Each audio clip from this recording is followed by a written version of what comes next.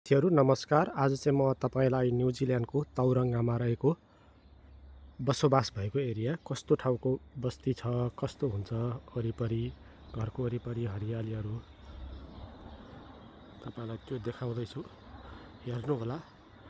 यस्तै खालको भिडियो आगामी दिनहरूमा नि हेर्न चाहनुहुन्छ भने यो ड्याडसन कम्पनी च्यानललाई सब्सक्राइब पनि गर्नुहोला, फलो गर्नुहोला, कमेन्ट गर्नुहोला, ताकि यस्तै भिडियोहरू आगामी दिनमा पनि म तपाईँलाई ल्याउन सकौँ। त्यसले मलाई एक खालको मोटिभेसन पनि दिने गर्छ।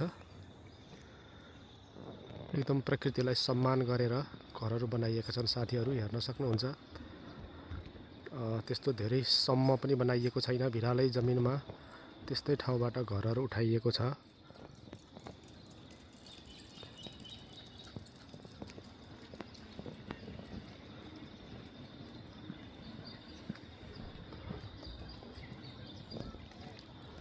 राम्रो छैन त साथीहरू।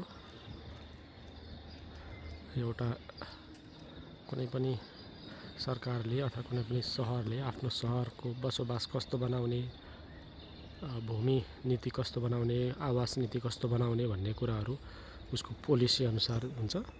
ल कानुनलाई सबैले फलो गर्नुपर्ने हुन्छ र त्यही अनुसारको बस्तीहरू निर्माण हुने गर्छ। भिडियोलाई अन्तिमसम्म हेर्नुभयो, धन्यवाद, नमस्कार।